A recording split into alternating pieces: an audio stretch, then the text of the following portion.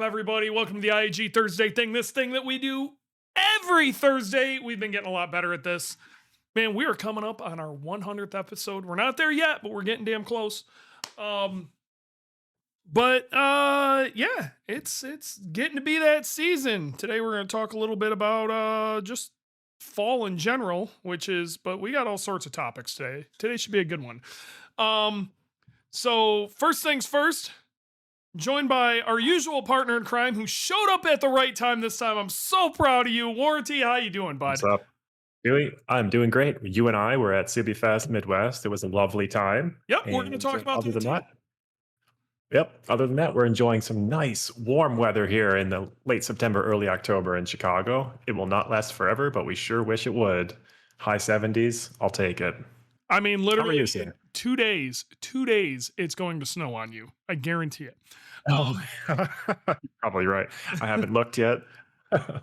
How did that ride go that you took when I left on Sunday morning? Oh, it wasn't me. It was my one of my coworkers. His bike got messed up on Saturday night, so he called me. and Well, borrowed yeah, one but of my then bikes. you rode off. Did you take a, because you left on a bike? Oh, yep, you're right. I'm forgetting my own bike rides. I do it so often. Yeah, it was like 20 miles. It was easy. So my girlfriend went to a women's only ride on Sunday morning, but she wanted me to ride with her to the starting point. Mm. So went down to her place, went to the starting point together, said goodbye, went home, and then like caught up with her at the end of the ride. So it was really nice time. Cool. Yeah. We're also joined by executive producer Jordan. Jordan, how you doing? Not too shabby. Still pain, but it's whatever. Just working. I just left work, and I'm gonna go pick up the wife from her job. She only works like 10 minutes down the road from my job. That's So cool. A little carpooling yeah, action. That's cool. we carpooled today. Yeah, we carpooled today. Just kind of nice. Saves money on gas, Sure. because my daily's down, so I can only drive the truck, and that thing's a fucking gas hog. Well, you also Oh yeah. you still got Dolly the BRZ. I'm just going to throw that out there. I would drive Dolly, but she has no stickers at the moment. So she's Mm, slightly illegal. I gotcha. slightly. Slightly illegal, which I am completely fine with doing that, like around town. But since it's not my car, Yeah. not in my name, and driving it to work, it's like a 30-40 minute drive. So I don't want to risk Yeah. getting pulled over with a car that's not Yeah. mine Car's and also has very out of state loud. tax. It's going to It get looked draws at. so much attention. It draws so much attention. Yeah, it's very hard to get that car around the neighborhood sneakily or So quietly. Yeah, it's are you driving? Have we determined, are you driving at pit race? I am driving at pit race, especially with the new news that we're going to talk about later. Yes. yeah. Are you going Might as to well get be. the practice day for pit race? I looked at it. I like 80%, 90% sure I am definitely doing the practice race the day before as well. Sweet. You know Cool. what? Even so, I think I'd even show up early. I think I'd just buy the practice race, even if I don't even use it, just to get in the day early. It'll make us so much easier to set up. Not only There'll that, be less but like, I got to be real. We're going to go rip. I want to rip Dolly during the practice day. Hell yeah. And I want, I think Dylan's probably going to do a few laps in the in Boogie, but I want him to be able to hop in and rip during the practice day too. I want it. Maybe we could take some people for some rides. Like practice day is super Yeah, sick. I would love to ride in buggy on the practice day. That would be fun as fuck. All right. Well, get ready. Yeah. And our thumbnail, good old Google AI, Google Gemini made our thumbnail, but Randy tweaked it and added some words and did the thing. So Randy, we appreciate you. Thanks, buddy. Thank you, Randy. Let's get what everybody is actually here for out of the way right now. Okay. All right. Hold on. Oh, he's going to get the cat. Oh man. Not Man, the cat. I Not wish the this cat. podcast was on All right, video. he's This still is here. adorable. He's still here. Huh. We definitely decided we're gonna keep him. He's a super nice kitty. I haven't quite named him yet, though I'm leaning towards Ocho. Okay. but we're Why open to Ocho? because Chad Johnson was my favorite football player. He played for the Bengals. So they're orange, and his nickname was Ocho Cinco for his number. So it just kind of Mm, works. Um, but cat for those I am playing along at home. open for Orange and white. ideas for ideas for names. But if you want to help name this cat, it needs to be in Spotify comments. I will not read it anywhere else. If you have a name for said cat, I want it in Spotify comments. And we Yep, will he's orange and white. nice orange and white, cute little cat, very nice. He's chilled out a lot. I bought him a bed. He sleeps next to it. Um so he's coming. This is I'm gonna cut a hole into my office door so he can get in and hang out with me. And then I'm gonna get I'm trying to find which RFID door thing that I want to get. So he can get in and out, and only he can get in and out. So I'm working on that right Yeah, we now. don't need pet raccoons anytime soon. Yeah, I don't need Right. a raccoon. But as you can see, this cat is mega chill. Like he's totally just like I want to hang out cat. So Yeah, you're just holding him. He's not having a problem with that at oh all. no, he's about it. He absolutely is just a super chill cat. He desperately just wants attention. So Wow. he's probably gonna be my lap cat while I'm working. Honestly, I've been kind of lonely in here anyway, so that works out. Mm, So that's great. the situation with the cat. I'm gonna kick you out again though until I have a door for you. BRB. There he goes. He's carrying the cat just under one arm, carrying him out.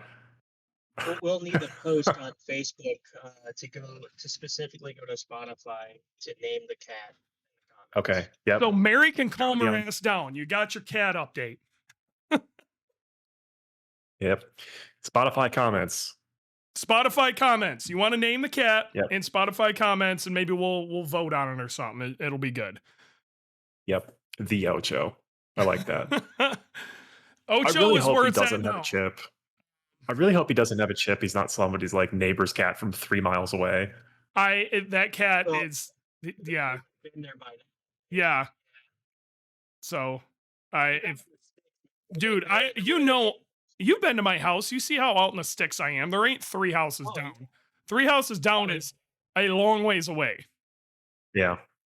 Yep. It could be a That- barn cat. It's all the way in behind.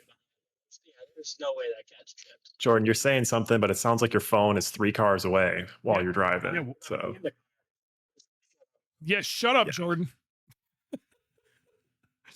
all right. What do we got for Subaru news? Well, we can start with Subi Fest Yeah, Midwest. talk Was about this past Midwest. weekend? Midwest. Let's kick it off. I made a hike all by my lonesome. This was not on IAG in any way. And I went and hung out with Six Star Motorsports for the most part. At Subi Fest Midwest this last weekend. Honestly, it was kind of great because when I work a booth, I have to work a booth. And Right. I Take a walk could do around. whatever the hell I wanted to with this, and it was great. So I got to talk to all sorts of people I haven't seen in a long time, even some people I didn't want to see, and still saw them. It was Yeah. great. We had a great time, and some pretty cool stuff happened. I think the big deal that happened within our group was IAG and Six Star Motorsports did this collab where we helped with an engine, and Six Star Motorsports built a car, and we were working with Scott Speed to build what they're referring to as a Scott Speed Daily, and it is sick. And Scott got to get the car at Subi Fest Midwest. They even took it for a little rip. It was if you haven't went to Six Star Motorsports social media, you should, because it was pretty funny. But that car is so much more than you even realize from the surface. It makes a little over 600 wheel. It's on a D-stroker. It makes the fattest 235. Yep. 235 D-stroker. The fattest 600 that I think I've ever seen on a Subaru. It's got fully tubular subframes, drop knuckles, sick brakes. and it's on an M-tron with like we said, the I think it's on a G30 770 or 825, I don't know. It's on a Garrett G30. Turbo. Yeah, it's on a really badass G series. Um but the car is beyond sick. They even have one of those Zestec wheels, like can hubs like we have in Boogie on the inside of it, and it's got all sorts of crazy functionality. Um Yep. so they went and the first cruise he took, they took it out to the autocross course. And as they went out there, like the officials were like, "Hey, you can't have passengers or whatever." And they had Chris was in the passenger seat, Chris from Six Star. And Scott just looks at him and goes, "Oh, so we're breaking the rules?" And they're like, "Yeah." And he's like, "Oh, okay." And took off. But they go out and kind of cruise around the autocross course. And then he's like, "All right, well, let's see what this thing will do." This is after Chris was like, "Hey, man, realize you're on stock axles. Let's not go too crazy. We're still trying to shake shit down." He goes up to the start line for the autocross course, and he goes, "Well, let's see what it can do." Cranks the boost knob all the way the hell up on the wheel, and then hits the anti-lag button, and they just rip.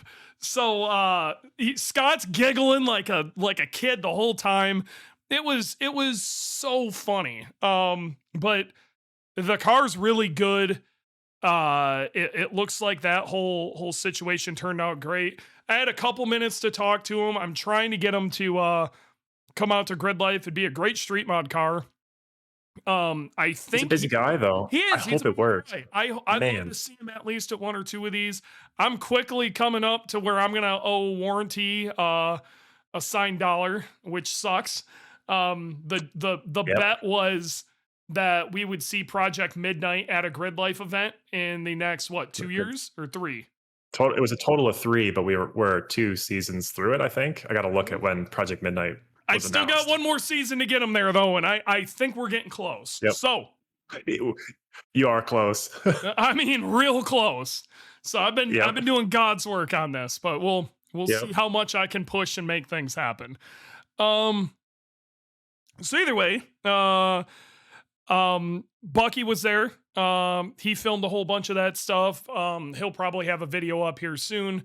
On his social, he was talking to Scott stuff on it too. Subi Mods just redid the GD that he's been running with a new livery. I thought that looked pretty cool. So they kind of unveiled that there. It was pretty cool talking to the Company 23 guys. They have a couple of new products, including this really badass wrist pin puller. I gotta be real. If you're building engines on your own and you don't own one of these wrist pin pullers, you are fucking up. That thing is nice. Overtake was there.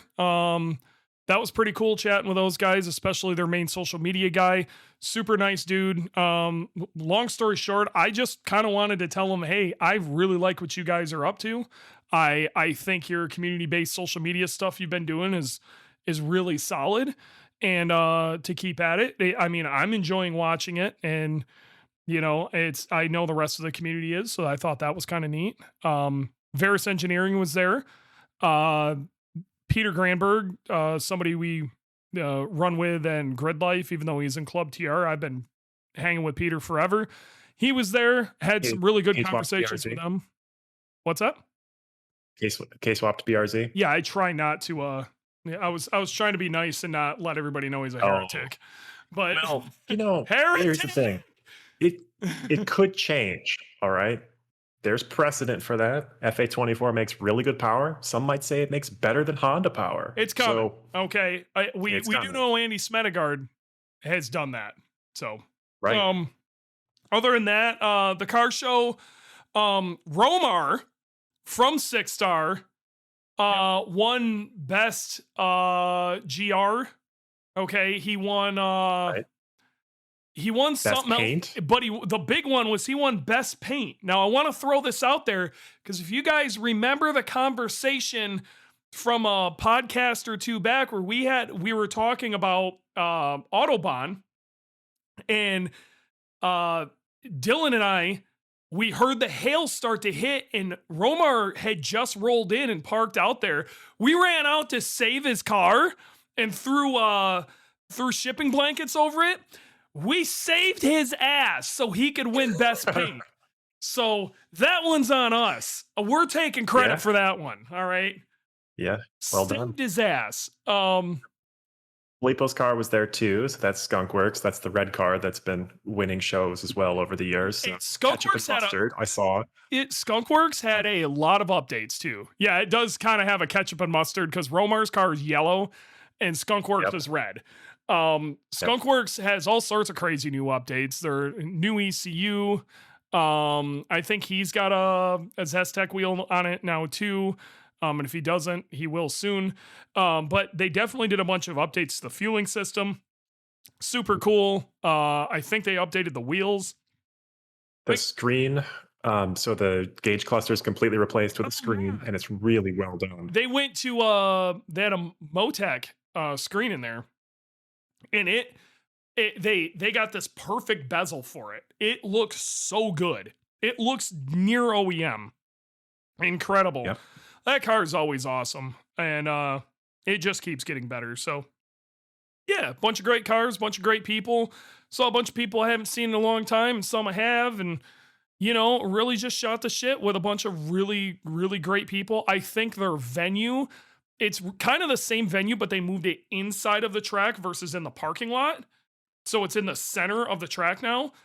Way Not better. quite. So it's right next door. It used to be at Route 66 Raceway, which is the drag strip, Mm. and it was just a flat, square, Yeah, rectangular parking lot. that's There was nothing going on. Yeah, you say it sucks. I thought it was just okay, but I'm telling this you, was inside. the facilities weren't great. You got to take a piss. It wasn't like the organization. It just felt like you were in a giant parking lot. This Yes, felt like you were at a venue.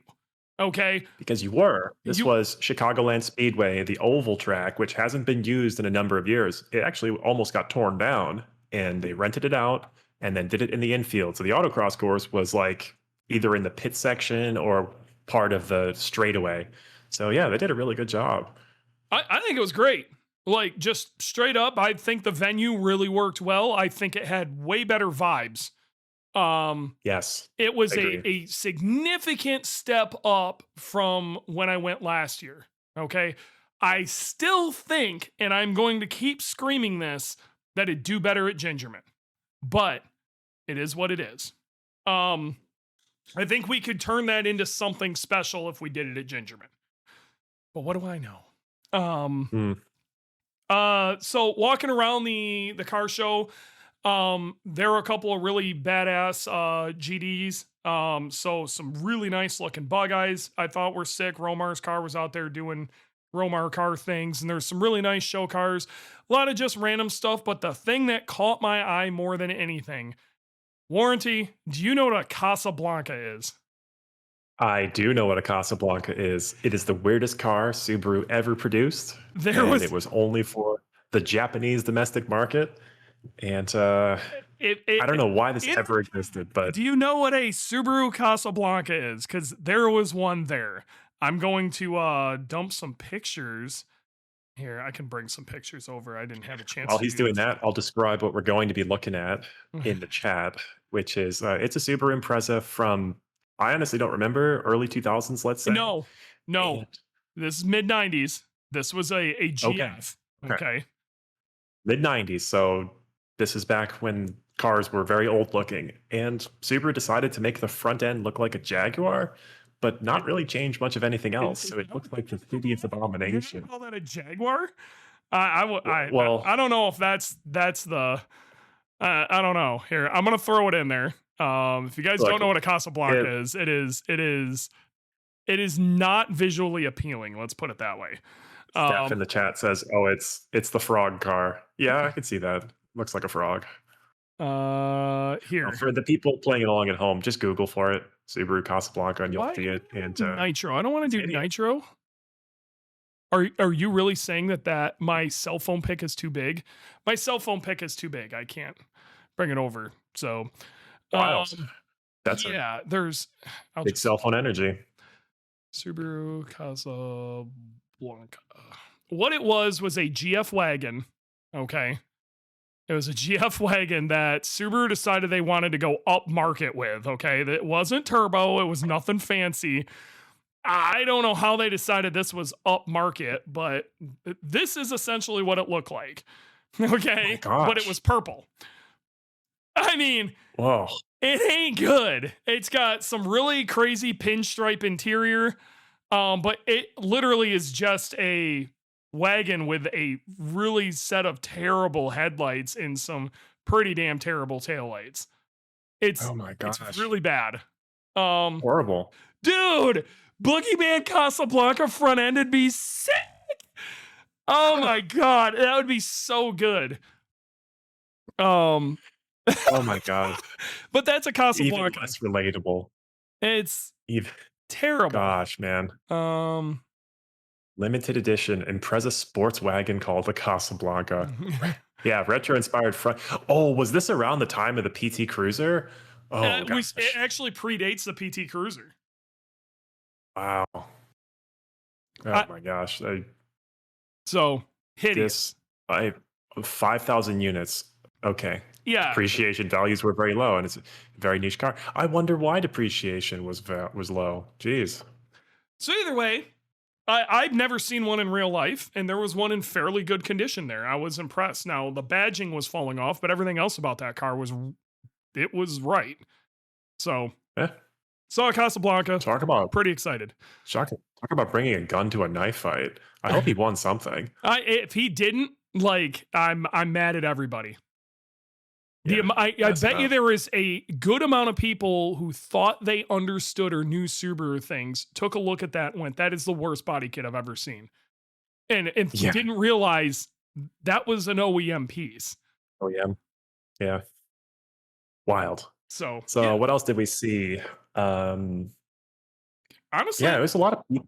It was a lot of people. Did you get that feeling that there were a lot of people this year at CB Fest Midwest?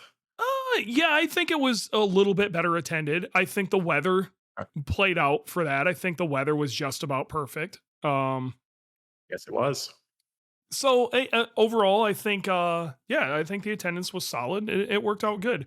I don't regret going. I am sick of driving because I drove out Friday night. Sure. It's it's an 8-hour drive, then did the thing, and then 8 hours back. Yep. And then I got here and immediately went to a Verizon store with my wife, and we got her a new phone, but transferring all her crap to her new phone took like 2 hours. So like Oh, we yeah. were just sitting in a Verizon store staring at the wall as my kid's like losing his mind because the 6-year-old in a Verizon store for 2 hours is not awesome. Yeah. So Yeah, that's rough. That's a formative experience, but yeah. not how I not an enjoyable one. So okay, yeah, that sounds rough. You got out of here pretty early on Sunday morning Yep. to get home. Yep, I I went for a don't bike ride. it was great.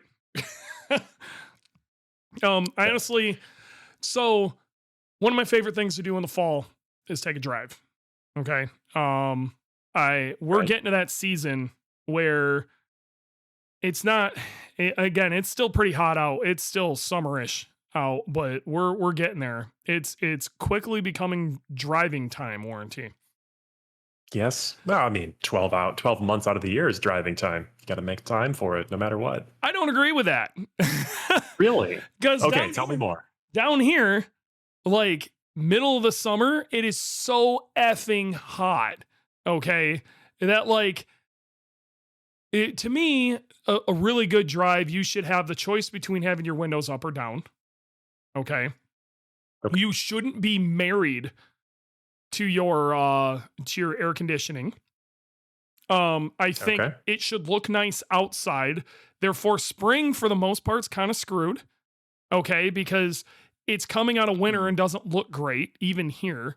Up north, winter drives are kind of nice if the roads are clear, but there's still snow on the ground. It can be really pretty. Okay, but after a while, even that gets old. Summer So, is good, and you can find some pretty stuff. And I really like driving around at summer at night. Okay, if the temperatures come down a little bit, but you step out of your car down here and you get carried away by bugs in the middle of the night. So fall is peak driving time. Okay. Temperatures come down a little bit. Car tends to be happy.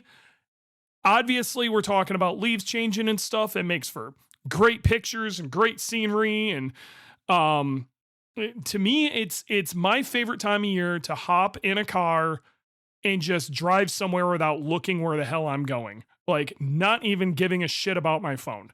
Just going places. Pick a basic direction, do what you got to do. It's honestly, I think it's fantastic. I wish more people would do it. I think a lot of people would have a better understanding of what their car is good at and a better relationship with their car if they just go drive their damn car. So, Yeah, I agree with that. Not but everybody who's a car person is a driving person. yes, So I it's you not. know, there's something brought you into that. I think everybody who would buy an interesting car, there's something in them that appreciates a good road trip. Hmm. Maybe some people like to buy nice cars just to have them, just to show off. Those Some people people, like to just I build don't know what cars. you got to they're just people waiting for that relationship to get built. Ah, okay, okay. That's So where I'm at. back on the weather. Your favorite is fall. Oh yeah. Yeah. Okay. So but the temperatures right now, they're not cool in Chicago, but it's going to happen. Okay. You're going to start getting Very nights soon. that are below 30 degrees. It's going to start happening real quick. I'm sorry, man. It's the truth. No, you're right. I don't get that too much down here, but it happens, but it's more like a December thing. For you, it's a late Yep. October thing. Yes. So there's a few Turns things into boosting weather. I want to just throw out there, some basic fall prep stuff, okay, that, keep in the back of your mind. One, more than likely you're still out there. If you're having a good time, there's a very good chance you're probably still on summer tires, okay? Summer tires below 40 degrees, unless you're working your ass off to put some heat into them, they're not as grippy and can actually become kind of hockey pucks, especially before they get any heat into them, before you drive or whatever. Don't just assume because your car is all-wheel drive or you got quote-unquote sticky tires, sticky summer tires, and there's not snow on the ground, that your tires are going to be instantly super effective, okay? Make sure there's a little heat into them at a minimum. Bombing some back roads, you're going to get up in the morning, maybe it's a little cooler, just be chill until you, get a little heat in the tires. That's really all I can, don't go nuts, okay? They're not going to work in snow, okay? But At all. you can definitely run a summer tire in the fall. You definitely have to put a little heat into it and be understanding of what the situation is, because they will have very, very low grip even at that like 35-degree point until you get a little heat into them. So, Yeah. This used to happen on track really bad because we would have our Subaru track days either first thing in the spring or late in the fall when it Yep. was those transition days, 50 degrees, and you go out there and the car just doesn't have any grip whatsoever until you do a lap, and then you warm up the tires, warm up the brakes, push some heat into the carcass, and it's a completely different car. But man, that outlap, sketch. How many times Very you seen sketch. a BRZ, which has no power, loop it? Yeah. It Yeah. happens. It's like, the heck are you doing? Right. And oh gosh, if it's raining, God forbid you're on track when it's raining, it's just going to take even longer to put heat in the tires. You may never So put heat into the tires, so you have to drive that's accordingly. right. Okay. That's right. Next thing, To learn. especially if you've done a bunch of track stuff, this is something I always just tell people. A lot of people who are listening to this are ripping around on track all summer long. But fall comes and they forget to do this. If you have put water, or like distilled water or whatever, and that's all you're running as far as coolant, you need to put some antifreeze back in there. Okay. You need to go back to Yeah. a mix, because if you don't, what happens is at night it will freeze. And when it freezes, it expands. And on the least amount is maybe you bulge out your radiator a little bit, but you can actually crack your block. Like it Yeah. absolutely can happen. You can cause very catastrophic damage. Okay. So if you were running water, make sure you put coolant back in. Okay. Yep. So, background on why this is a thing. One, straight water has a higher cooling capacity than water plus coolant mix, which is what all cars have. And two, if you're on track, some organizers require you to use only water. Yep. God forbid your radiator leaks all over the track. The water will evaporate, the coolant will not. It'll become a slip and slide, and it's harder to clean up. So, that's why this could be a thing.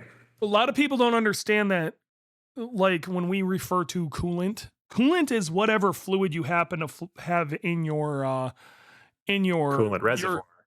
within your system. That is whatever liquid is running through there. But your typical water and antifreeze mix, antifreeze does not have the same cooling capacity as water, like you just said. So Right. this is why you go to a distilled water with maybe a water wetter situation or something like that, as Yeah. opposed Water to wetter. yep. Water wetter is an additive that makes the cooling capacity even better. Yes. So again, coolant, coolant, and make sure you get some sort of antifreeze back into your coolant. Right. Prep yourself a little bit for winter for that. No reason not Yep. to. Another good idea, if you are on higher weight oil, now is the time to go back to regular weight oil, whatever the manufacturer recommends. You're not going to put tremendous heat in December in your car. If I always recommend you let your engine warm up. Okay. Yep. If you were running a like significantly heavier track oil through the summer, I can understand that. I am still going to recommend if you have an EJ, you should have 5W40 in it. I don't give a shit what Subaru says. You can argue with me all you want. I think you're right, because it's an old engine, it's a weird engine. 15,000 engines we have done now. Okay. We have a little bit of data. Yep. Um, Yep. You're not wrong. So I have a feeling But- we're about to see some really new and interesting stuff with our Spintron and our engine dyno. Our engine dyno's up and running now. We've got some really cool stuff coming from that. Okay. Fantastic. Next thing. This is something that I've seen personally and actually ran into myself, and I want to make sure that I throw it out there. If you're out bombing back roads, you don't realize this, especially if you're out there bombing around with your buddies and you're following somebody, leaves get kicked up. Leaves will do two things. One, if you're running over a pile of leaves, they are going to feel like snot under your tires, okay? So if you're out bombing back roads, having a good time, they're going to feel like snot. So be cautious when you're going over pavement with a pile of leaves, okay? Two, if you're following your buddies, you're bombing down Tail of the Dragon or whatever, and they're kicking up leaves, they get caught on your intercooler and your radiator super easy. And a leaf in front of your radiator is not going to let air get through. You pile enough of them up there, your car will overheat. It will happen. I know this because I've done it myself. I ended up getting crazy high temps and couldn't figure it out, but it's only like 50 degrees out. We were out bombing some random back road, me and the boys. And what I ended up finding was I had just a heap of leaves on my radiator. Well, it was actually my AC condenser at that time, but it was in front of it, blocking airflow through, and the car got really hot. So Yeah. can't recommend that enough too. Take a peek. If you're out at like Tail of the Dragon or something like that, you've been running hard all day, maybe take a look in your your grill and your radiator openings in the front and clean it out. It only takes you a few seconds. So, this is the one I get the most this time of year though. Okay. And this is the one that drives everybody up the damn wall. And we're going to start seeing Facebook posts for it. And it's really damn obnoxious. Person goes out. It's a little cooler, like 30, 40 degrees. They're in their, stock turbo STI stage 2, whatever. And they Yep. smash the gas and then they hit what feels like a absolute brick wall. They're just like, wah, blah, and they fall out of it, and their check engine lights flashing, and they're freaking out, and they go take a look at what the code is, and it is an overboost code. Okay. It's a, what is it? Wastegate duty cycle too high, I think is technically what it is. Yep, I think so. Yep. So that wall you hit was your overboost protection. Okay. Your tuner set that up to make sure that you wouldn't outrun what the tune could do. A lot of times, especially with stock turbo STIs, they set that up at 22 to 24 PSI. And the reason they set them at that is because that's all your stock manifold air pressure sensor, your map sensor can read. That's all it has the ability to read. So they put a hard stop there, because if it goes past that, it has no idea how much boost is in the manifold. It doesn't. So the calculation for fuel gets all messed up. So Right. that's what you felt. You felt your ECU trying to save you from being dumb. Okay. There are a few, let's talk about what boost creep is. Okay, so you start getting boost creep and overboost codes. It tends to happen in the fall when people are out during boost weather, because the cold air is much denser. So your air charge is bringing in literally more oxygen. All right, and then it throws fuel for it. Your explosion is more. With larger explosion, you're making more power, you're making more torque, and you're making more exhaust. So the turbo is spooling harder, and then this process starts over again. Not only that, the cold air on your intercooler, say you had a top mount or something, was already probably a little inefficient, and it becomes more efficient because of the cool air. So there's lots of things making this significantly more efficient, especially if you were tuned during the summer and then fall hits. And it's really hard for a tuner, if not damn near impossible, to nail it just right as to what this car is going to do in the fall versus what it's doing in the summer.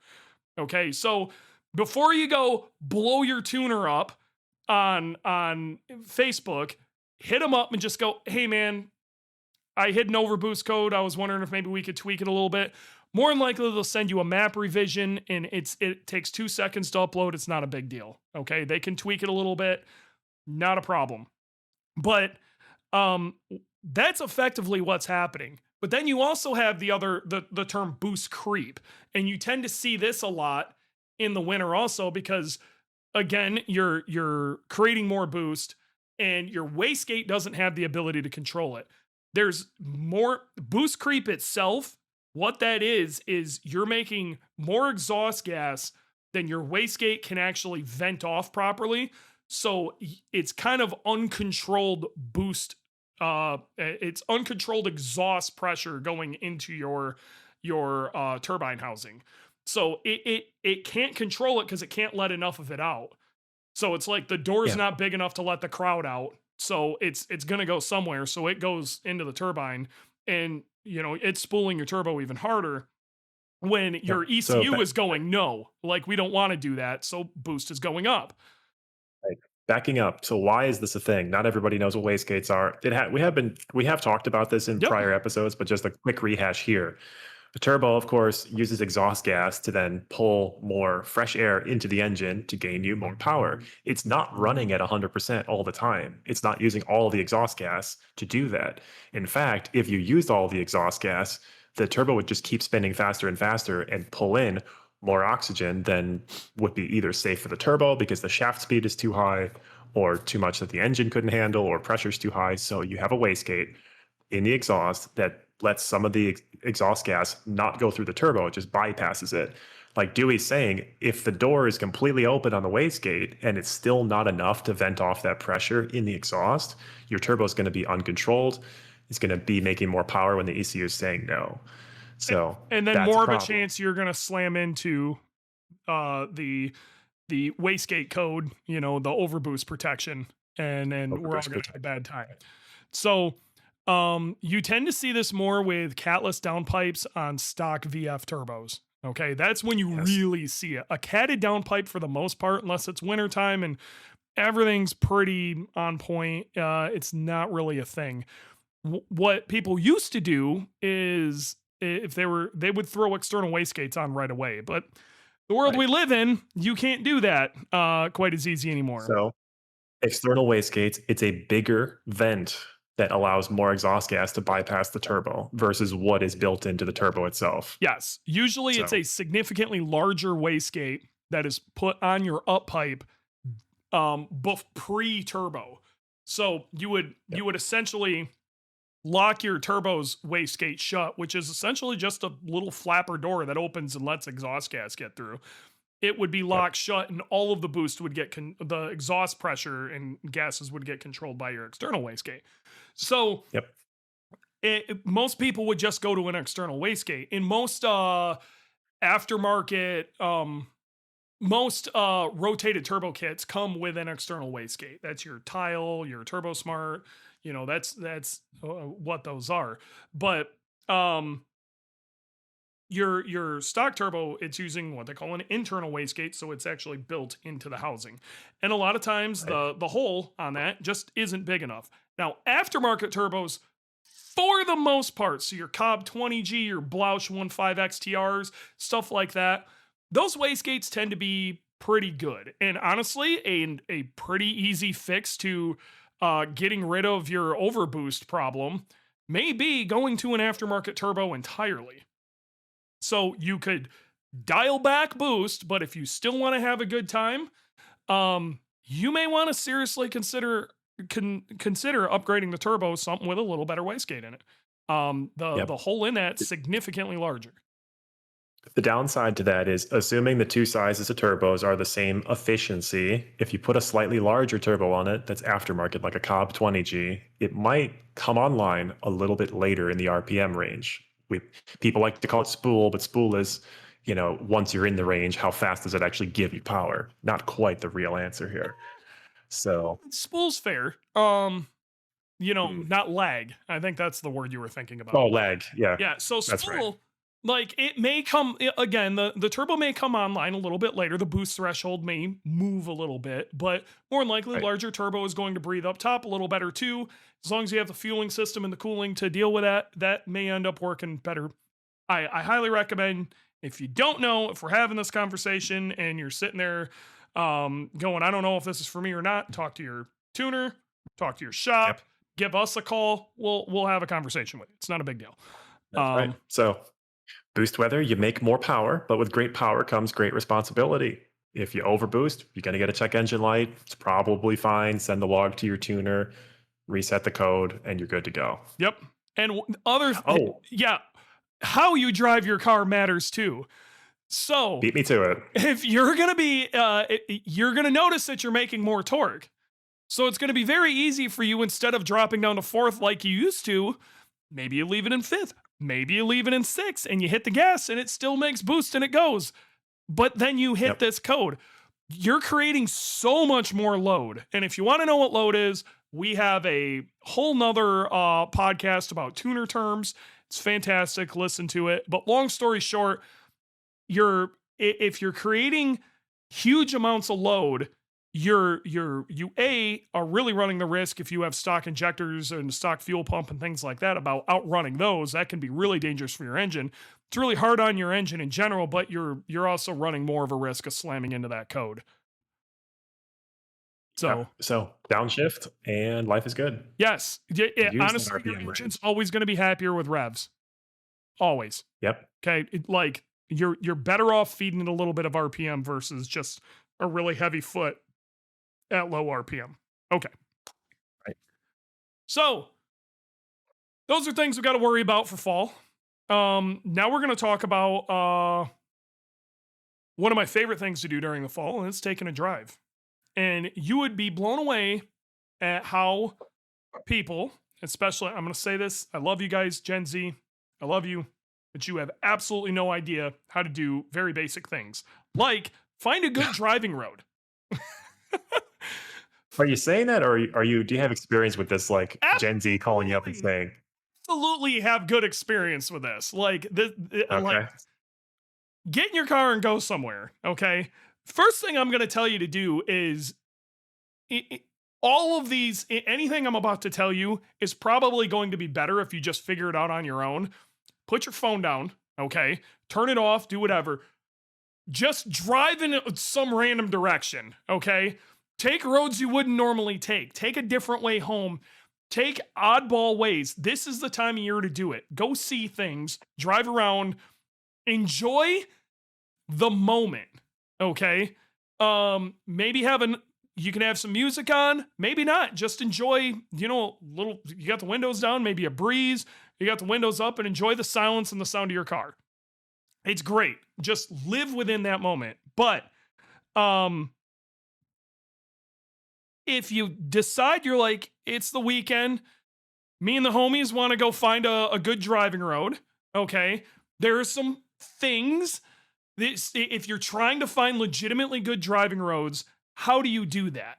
And it's tough. Sometimes you live in a place that really has shit for driving roads. I'm going to mention Chicago area because it's fuck awful. Okay? It is the second flattest state in the union and terrible. You poor folks in Florida, I got nothing for you. I have absolutely no idea. I'm going to give you an option, but like, I got to be real. These really flat areas, there are some things you can and can't do, but we'll help you out the best we can. So first thing you want to do is you go look on a map, okay? Go look for places of large elevation changes. Large elevation changes almost always are going to give you really good driving roads because they have to make the roads curvy to go up and down these elevation changes, okay? Not only that, they're going to look really cool. It's actually, you want to go somewhere where it was easier for them to build the road around the terrain instead of through the terrain. That's really like the big difference here, okay? So if first thing you want to look for in the highest probability you're going to have is elevation changes, okay? Next thing, if you don't, especially if you don't have elevation changes or you're trying to go to the next, or you're trying to even help the situation with your elevation changes and looking for good roads, rivers or bodies of water. You look on a map and you look for rivers and bodies of water. Rivers are going to naturally cut curvy areas through things. Not only that, the roads need to be built in strange ways to avoid things coming off the river, small bridges and streams. Maybe it was easier to just go around it. But the river itself is going to kind of form the road versus the other way around. The river wins every time. So maybe you're in a flatter area. You'd be very surprised how good the roads can get near a river, especially smaller rivers, creeks, stuff like that. You're running next to like the Mississippi or the Ohio, like it's fairly straight-ish, but even then you can still find some really great side roads and stuff like that. Now, third, if you have neither of those to work with, this one is where it gets a little harder, but this is how we had to do it in Illinois. Weird property lines, okay? So what you end up having is old roads that were built to get through strange property lines. And this is where the Huntleyburg ring came from. Because the roads did all sorts of really crazy things to cut property lines. So you end up... This is out in the farm country. It's out in the farm, middle of nowhere, but it was flat. But we ended up having a few pretty good corners and a pretty decent area to go rip. We had, they had to make some sweepers and stuff to line the roads up to get over some train tracks. There were some small bodies of water like ponds and stuff that they made things go around. And then again, the property lines made stuff kind of interesting. So once again, strange property lines. So if you're looking for that, I want you to understand none of these were school zones. None of these were state parks. Okay. I'd highly recommend avoiding state parks if you're going to have a adventurous drive. Okay. The speed limits tend to be really low, and it tends to be a lot of people, especially this time of year, cruising along real slow. And if you're trying to go out there and kind of get the experience that we're trying to talk about here, I'm not saying you need to go out there and do 100 mile an hour, but you're probably gonna, you're gonna be playing with the speed limit, okay? You can have a really good time on stuff like Tail of the Dragon of just not going under the speed limit. If you play the minimum speed Yeah. game, you're going to have a great time. You don't need top Yeah. speed. You don't even need a ton of horsepower. This is something that a lot of people get absolutely screwed up with this, and we'll talk about build season in a second, but like Sure. don't get hung up on power when you're trying to build an experience. Okay. I am Yep. 100% of the belief that 400 to 450 horsepower is the absolute maximum you're going to want for an experience car. Most people will get 99.999% of that out of that 300 to 350 even. Okay. And then in a BRZ, Yeah. especially an FA24 one, right about that 200 to 220 horsepower, it's all you need. Hell, Mhm. I got exactly what I wanted out of it with 190. First gen BRZ with all the bolt-ons. With all the bolt-ons, it was great. I can understand how even a stock car, you can still have a really good time, but you can add to the experience. But again, going back to this, these are how you find good driving roads. And notice I did not say school zones. I would highly recommend staying away from highly populated areas. I'd even highly Don't do recommend sideshows. Yeah, sideshows aren't cool. And I would even, if you find a really good road, if you start to see a whole lot of houses and stuff on it and it's looking like a subdivision, maybe don't try to reenact Initial D there. Maybe you find something a little further out. So You should chill. That's right. Yep. So It's either astounding way, to me how many people drive fast in the city of Chicago on the surface streets. Like, this is a terrible place to let it rip, but I'm not them. the one thing you can do is ask. There's plenty of Facebook groups out there that if you're like, hey, where's a good driving road this area of the country? And you probably get some, good answers. Most people are pretty okay about, coughing them up. So it's an option, ask the community. But this is one that a lot of people tend to screw up this time of year, and I can't figure out why. Everybody they want to go pretend they're Colin McRae. Okay. This time of year, for whatever reason, this is when they decide to find a dirt road, which that's great. You got no wheel drive Subaru and you want to go play with it. Can't stress this enough. Summer tires on dirt are terrible. Okay. They have giant tread blocks and they do not dig in. So you're going to slide around a lot, but you're also going to slide around a lot. So don't wad your car up trying to be Colin McRae. I'm not saying don't go down a dirt road. I'm just saying be aware. Okay. Go rip down a dirt road. Understand you just are not going to have shit for traction. So, Yeah. Traction. Yeah. If you don't have any traction, you can't get yourself out of trouble with that all-wheel drive system. So, yeah, you have to slide. Yeah. If you have no traction, all-wheel drive becomes no-wheel drive real fast. So, that's right. I'll add something to this, which is if you don't like driving your car slow, you need to figure it out because we're not on track, right? Race cars are really kind of awful to drive, but yeah, you go fast, you have a good time on track. But then you go to the pit lane and the car is awful again, driving it slow. Try to build an experience car that's good regardless of the speed you're traveling. I am so about building experience cars. Okay. And I'm not saying you can't build a good experience car, mid 500s or something like that, but I really think the sweet spot, especially for an STI, is about 450. Boogie would be just hot garbage on Tail of the Dragon. Okay. Like I'm calling it how it is. That is a race car and it's great on track. Okay. I don't want to take anything away from it, but that is a very honed weapon for what it is.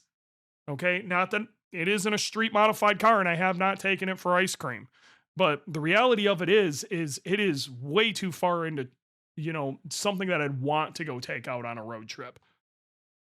We might do it sometime. We might do one lap of America with it. But the reality of it is, that'd be all right. Like, I love my BRZ. I absolutely love my BRZ. And the 05 STI, when we have it back up, that's what it's going to be, is that like peak 450.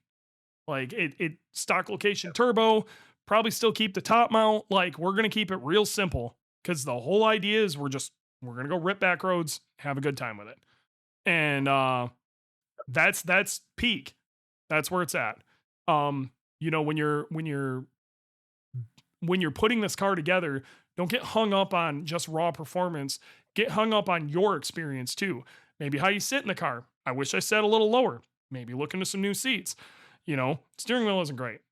Plenty of aftermarket options for that. I don't know why I keep missing third. Well, maybe do shifter bushings and a new shifter, maybe a different knob, things like that. These little things matter, and they really matter if it's something where touch surfaces and things that affect you directly. If you don't like the way your car sounds, there's a million different ways to change it these days. Okay? If the car's got weird drivability issues, sort it. There's a billion ways to do that too. So, tons of great driving roads out there. Great community behind it. I cannot stress it enough. Be respectful to those around you.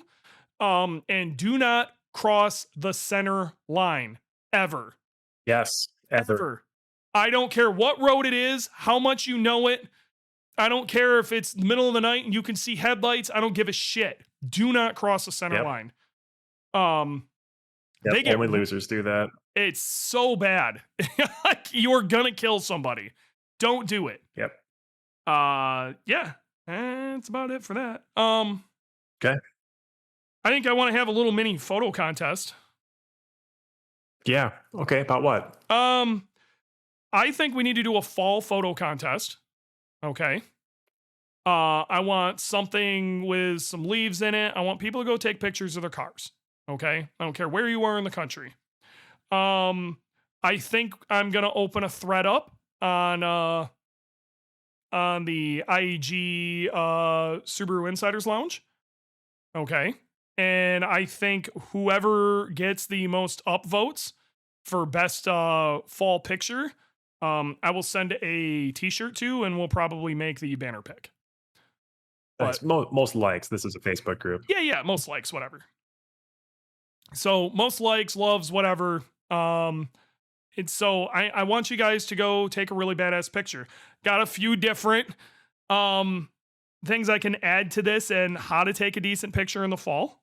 Throw that out there. First big thing is you have all these bright colors. You want to go for a pretty serious contrast in color. That's huge. This is one of the reasons that World Rally Blue looks great on orange leaves, because it's like a massive contrast and it looks great. Oh, yes. Okay. And it's why Warranty's car looks fantastic almost everywhere, but fall pictures, it's going to kind of blend in. So you're going to have to find something else fall oriented. Good luck. Red cars. Yep. Okay. And the next thing is, and I like it. You, even with a cell phone, you can take these, you could take a really just absolutely banger pic. Make sure the sun's behind you. The amount of people try to take a picture into the sun and it totally washes color out. It's not great. Okay. Try to, if you're going to have bright light or sun or whatever, try to keep that behind you, because if you try to take a shot into it, it's going to, your subject matter is going to just basically blend in. Okay. Try to keep the sun behind you. If you can, morning just after the sun comes up, and what they call the golden hour, which is an hour before the sun goes down, are your peak times to take pictures. That is when you get perfect lighting. That's why they call it the golden hour when they're trying to take pictures of cars out on the track. Like, it is the peak time. So if you're really trying to nail it, you get just before that sunset kind of light, where maybe the sun's just getting below the trees, but it's not all the way down. Like, it's the perfect lighting. That's what you want. Number 4, and this is a huge one. Everybody screws this up, I swear to God. Unless you know what the hell you're doing, don't use a flash, and definitely don't use a flash on your cell phone. It's going to look like shit. Guaranteed every time, 100%. Will look like ass. Okay. So, whoever can take the best picture there, I want a fall picture with some fall colors, very fall oriented. I'll send a free t-shirt. So, we'll get the thread up here in a few. I'll probably actually just use the photo we used for our the podcast today as the thing for that. So, okay. But we're well into build season. I think we're going to do build season not next week, but the weekend after, where we're going to talk about how to organize a build. Yep. Okay. We also have to have the the Gen Z conversation. I got a couple of guys lined up for this. I'm very excited about that Perfect. one. Yep. So, man, we got a couple of Good. things going on. Name the cat and the photo contest. So, landscape or portrait. I got to be real. I don't care, but I prefer landscape. Just because it's going to look better on the banner. But if you got a banger portrait, I could probably make it work. Like, blow my mind. Cool. So cell phones pics are easy now. Not like max 3 megapixel or 0 sensor. Yeah, dude, seriously, you can do so much with a cell phone. The photos you can take with a cell phone are just nuts. So, Sure. but that's kind of the fall. It's my favorite time of the year for doing car stuff. All the best stuff happens in the fall. Trying to see if we got any questions. I know we got JKVBC. He's got a really crazy name, but he asked something from Sydney, Australia, website with a Cobb AP options, and it's easy to decipher OTS stage 1 dyno. I'm trying to understand what he's asking. Looking in the chat. Where man's. What upgrades are required for the wheel power outputs? Cobb's really good about explaining what you need to have to accomplish whatever their power output stuff is. Okay. They basically, if you follow Cobb's specific stages, you're going to get those very similar results. Cobb's really good about nailing those. When you go to a custom tune, a lot of times you end up picking up a little bit more. Because the tune is more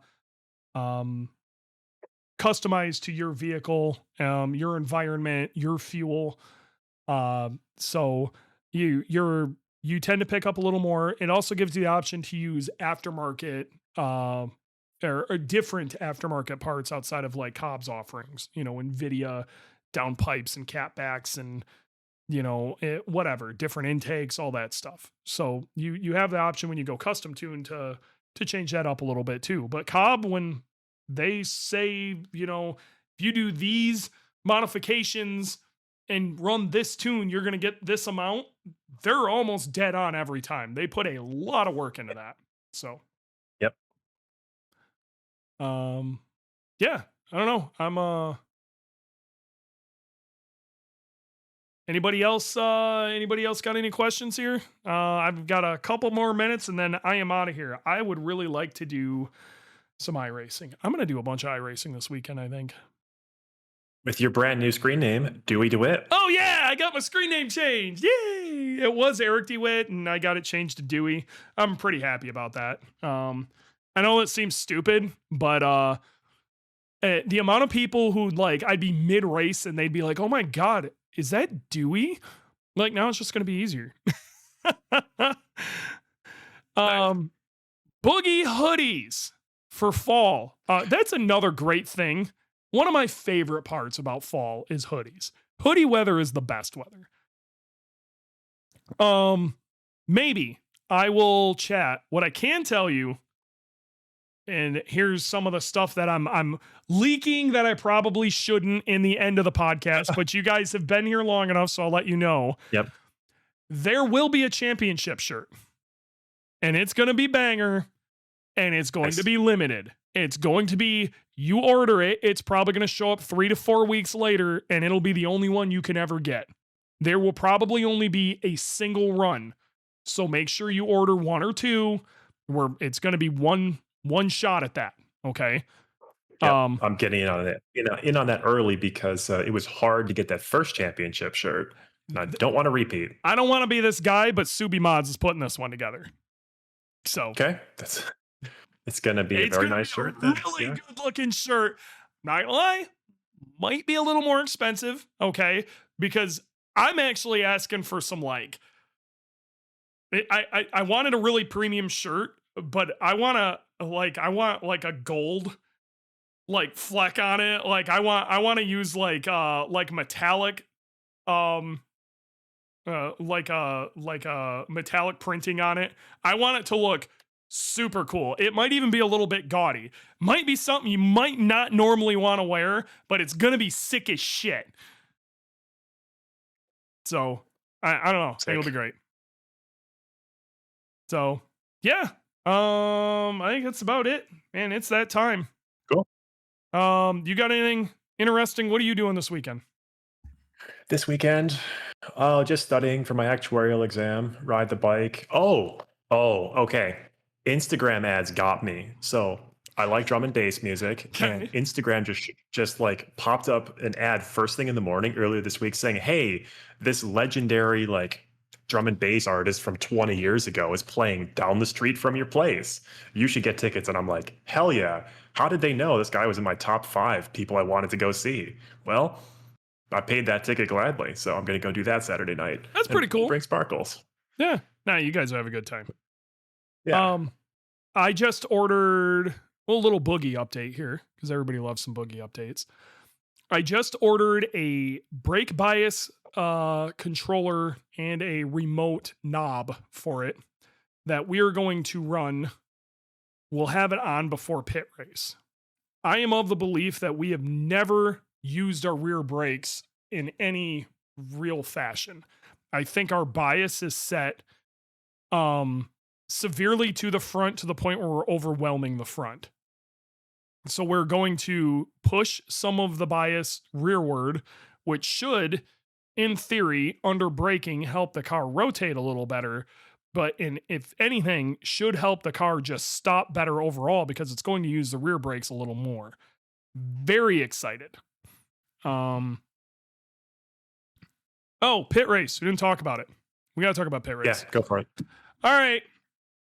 Long story short, since we're talking about the car, big sad stuff happened. Pit race, and this was announced yesterday. Pit race was purchased by a commercial commercial real estate firm.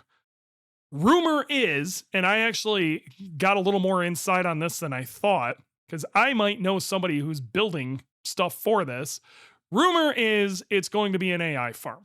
They literally have purchased it after they did all of these updates to this track, and it is so pretty and so nice now. It's going to get bulldozed for an AI farm. So Grid Life most likely will be the last major event there. I heard there is another couple of small track days there before the end of the year, but Grid Life will be the last major event there. I can't stress this enough. If you can go between the 17th and the 19th of October, so coming up real quick, if you can find a way to get there, Pittsburgh, Pennsylvania, that's where pit race is at, go. It is going to be such a good time. Let's send this thing off. Well, I think we're going to buy like 20 pirate flags and put them in all sorts of blatant shithead spots because like it's all getting bulldozed anyway. So yeah, Grid Life ain't coming back. Yeah, hey, nobody's coming back. So let's party. Yeah, I'm what a treasure of a track. And everybody's like, well, I can't believe they'd sell this. Is awful. Yada yada yada. Look, people. These companies, you know, that are, you know, the AI based companies, you know, NVIDIA, whatever, they have what effectively is unlimited money. And if the owners of this track, when presented with that, they probably got given enough money to build another track somewhere else. But I have a feeling we're going to start seeing this happen to tracks all over the place. Why? Because they already built the infrastructure and everything that these AI farms need. It's got plenty of electricity. It's got facilities on site, stuff like that, but it's fairly open. You know, they've got to worry about, you know, drainage for water and everything else. So all of this has already been done for them. And they tend to be not exactly near a large city, but not too far away from a large city. So the costs are reasonable. They're just going to start gobbling racetracks up to do this. I am terrified because it makes sense. And when you have unlimited money, and that's all you really care about, you don't give a shit about a random racetrack. This track was not for sale. It was not for sale. It wasn't Wow. like it was out there being advertised by Pit Race. It wasn't. They made updates as early as this year. They were still updating it, trying to, bring new and interesting stuff there. This wasn't like something that was out there. Like Groton Raceway has been for sale for like 7 years or something. This was not for sale. There was already people setting contracts for next year, and like there's people getting paid back for that crap. And also like this was a drop of a hat. So this had to have been a ton of money that they just went, this is the perfect location. This is what we're going to give you. And they probably slid a piece of paper over, and the guy was like, I can't say no to that, Yeah. Well, one can only hope that the bubble on AI bursts sooner rather than later, and that car or track gets put up for sale, and then somebody buys it, keeps it as a racetrack. So, I mean, one thing I thought about too is if you think of what a computer looked like in the 70s, it was as big as a Walmart, Maybe, as things shrink, okay, maybe they can do these, AI farms in a much smaller spot that are just as effective. But then again, what that usually means is they're just going to have more in one area.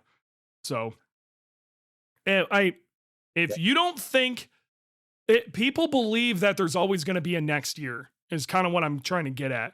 I'll just go next year. I'll just, in a couple years, I'll go do this. Yada. There might not be another couple years. Like if you really want to go do this stuff, it is actively being attacked. Okay. Yeah. Whether it's work progress or your race car, when you first started building Boogeyman in what was it, 2018 or 2017, when you had the brain tumor removed, had a 19. kid, got married, moved, built a race car. I just rattled off 5 things that happened. 19. 19. All right. I remember that was so crazy, and I was thinking, this ain't right. Like, I don't agree with this. But then as you went through it, I was like, okay, this actually makes a lot of sense. I was really bad about being one of those people. Just wait till next year, be patient, but there is not infinite time. So good for you for doing all of that. There's not. Good advice. And please take it from somebody who's been down the rabbit hole with this in a few different ways. Now, I'm not saying you should mortgage your entire future for one weekend or something like that. That's not what I'm saying. What I'm saying is like, there's never going to be a more right time than the present. Okay. That doesn't mean you can't work towards what you're trying to do. So like, there is a balance to this. Okay. And, now is the time, especially when, things are changing quickly. I mean, 10 years ago, people were trying to build drag cars, drag Subarus, and I'm feeling kind of a dick for saying this, but like the hype behind drag Subarus has chilled out a lot, and drag strips are closing everywhere right now. So like, if you're still, I hope you're trying to build the drag car you always wanted to, but if you're like, I'll wait 10 years and do it, I'm pretty sure your priorities are changing at this point. So that stuff makes me the saddest, but we can talk about it for planning a build, because there are plenty of people out there that plan a build and then never finish and they give up. Never even get close. That makes me so sad. Absolutely the worst. What is Greg showing us? Yep. Oh, that's some FA20 DIT or FA24 or something, but that is some cake valves, baby. Wow. Gross. Get them walnuts in there. Blast that shit out. So, help me name my cat. Spotify comments. I will not even see the comments if you put it anywhere else. Spotify comments only. Okay. Fall photo contest, IAG Insiders Lounge on Facebook. Get a free t-shirt if you win. Yep. And that's happening. So free t-shirt if you win. I'm going to go put that link. I'm going to go put the thread up right now so you guys can start posting. I prefer it's something that you took yourself, or is of your own car. And if you use AI and I can figure it out, I'm going to make fun of you. All right. All right. It's been real. It's been fun. It's been real fun. We will catch you cats next time.